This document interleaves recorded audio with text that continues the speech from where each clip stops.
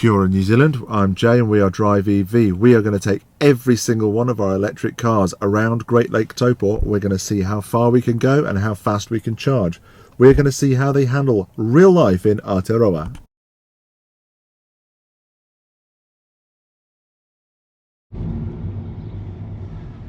Welcome to another exciting episode of Jay's Round the Lake range test. Today we're going to be taking the Volkswagen eGolf around the lake. We've just traded this one in and it is a New Zealand new model. First time for me driving the eGolf. I've driven most other Golfs, Audis and yada yada yada, and it may come as an absolute shock to find out this is a Golf. Everything's solid, everything's put together, everything is designed to work. Performance wise, this has a 100 kilowatt motor which can pull the car to 100 kilometers from a stand in 9.9 seconds. If the eGolf is your first electric car after driving automatics and combustion cars, then this is going to be a fairly easy transition for you. You get in, sit down, press the brake pedal, press the engine start button, watch the dashboard do its little dance and its little introduction, which is awfully pleasant. Take hold of the shift lever, pull back to D for drive, and then away you drive. Handbrake comes off automatically and you simply pull away. That's nice and straightforward. Now, if you understand, or if you're a little bit more experienced with electric cars and you want to know things like B mode, braking mode, and regen, again, that is handled down here. So you pull back again into B mode, a little bit like a Nissan Leaf, but you also have more and less regen, which would be where you would kind of pull over to manually shift on a combustion car. Loads of places in the interior to stash things. You've got hidden console there, very nice and neat. Hidden cup holders there, because no one likes to look at cup holders. Armrest storage there, but my favourite is the glove box. But what's this? What that is a redirect for the air conditioning. So you can cool your glove box. You can probably fit a small bottle of wine in there. You can use your AC to keep that cool on your way home from the shopping. So we're 15 k's into the trip and the range has dropped to 135 kilometers. So around town efficiency is clearly quite a bit more than the highway efficiency here. Look, that's still pretty normal for this stage in the trip. It is a climb all the way out of Taupō, past Kinloch and so on. And it's all at highway speed. And then of course you get to descend afterwards. So at some point that should level out. We've got Turangi to stop at. And we've got Hulk. So if I run out of charge, I've got some cake. One of the many great things about electric cars is that despite them not having a huge amount of energy on board, they are very efficient at dealing with the energy that they have.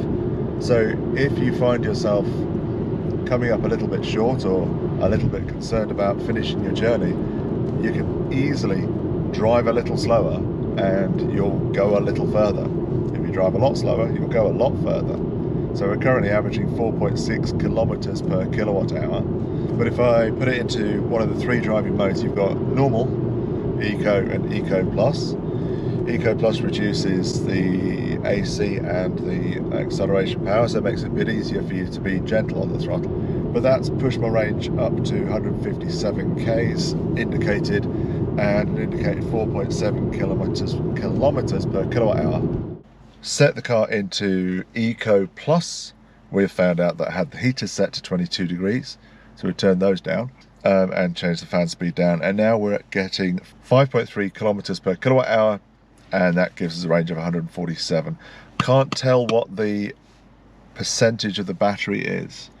It does give you a gauge, but it doesn't give you a active percentage. I think that we left drive EV with about 165 kilometers of range. After you take the 35.8 kilowatt hour battery, you take off a bit for the actual usable, and then we only left with 94% battery anyway. Now the car's a bit more optimistic than me. It's saying we've got 133 kilometers left to go, with 54.5 of the journey done. So trip says 55 kilometers, rangeometer says 133 kilometers, and that means that we've got about 100 k's left on the trip before we get back to town. So I like its optimism. I've been trying a hypermining technique called pulse and glide, which is guaranteed to annoy the living hell out of anyone that tries to follow me. Thankfully there's no one on the road, so we're okay. The idea being that you drive up to a certain speed and then fairly quickly you pulse, and then you allow the car to glide down to a fairly slow and fairly stupid speed. Pulse, and that'd be your glide section. It seems to have added 0.1 kilometers per kilowatt hour. I genuinely don't know if it's worth it though. Up to 5.7 kilometers per kilowatt hour, 70 kilometers done, 108 left in the battery. One thing worth noting is the car always starts in normal mode, so if you're trying to do an economy run with multiple stops like I'm doing today, you have to start the car and then put it back into Eco or Eco Plus. I'm not sure how much difference Eco or Eco Plus makes in an electric car if you're driving carefully anyway. It definitely helps you to remember to drive carefully, keeping the heaters off, that kind of thing, and restricting the power and also the speed. So the car seems to top out at 90 to 100 maybe in Eco Plus. One of the options that was turned off, and I've just gone digging through the menu, it's got radar cruise and lane keeping as well. So quite similar in operation to the Pro Pilot system that Nissan use.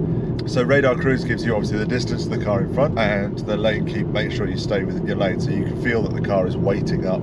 The steering gets a little heavier as you try and drift across and just nudges you back in. It's not autopilot. Definitely don't take a nap with the last nap you take, but it certainly helps with fatigue.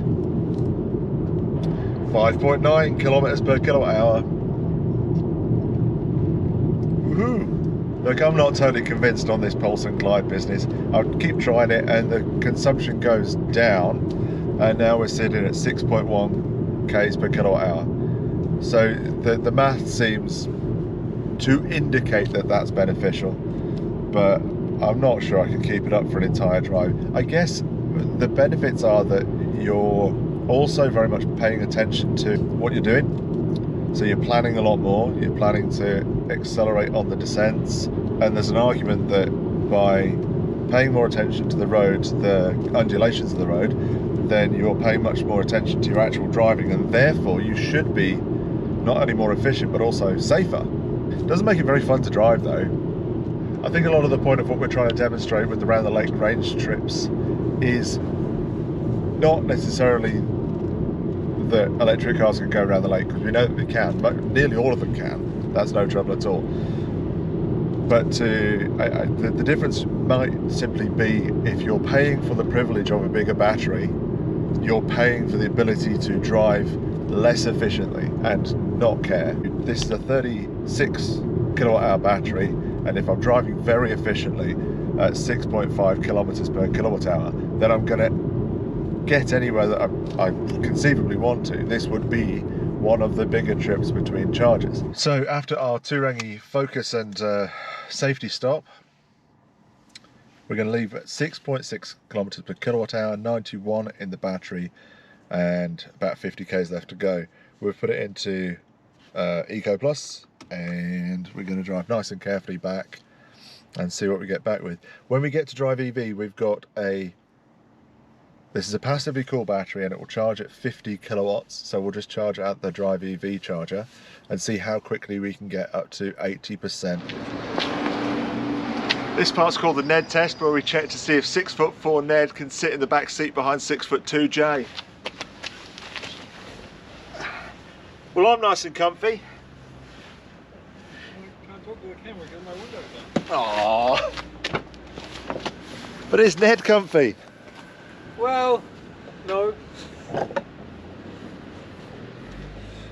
That's a no.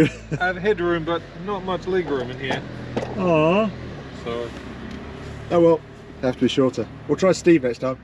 We went from 94% down to 13% when we plugged in, and we covered 163 kilometers using that amount of range. So doing the math, that looks like a easy 200. Driving like I was, we should have got about 225-ish kilometers from a full battery. But driving comfortably, if you had passengers, if you had the heaters on, using any of the facilities, just making it a bit more of a comfortable drive, I would be happy to believe in 200 kilometers between full charges. According to Volkswagen, it's a passively cooled battery, so it's an air-cooled battery like a Nissan Leaf. Given the battery size and the 50 kilowatts DC charging, we were not surprised to see that it took about 30 minutes, well 30 minutes exactly, to get from 13% up to 80% ready to continue our journey, should we wish. Which is bang on for what you're going to use it for, I reckon. So that's the story on the Volkswagen eGolf.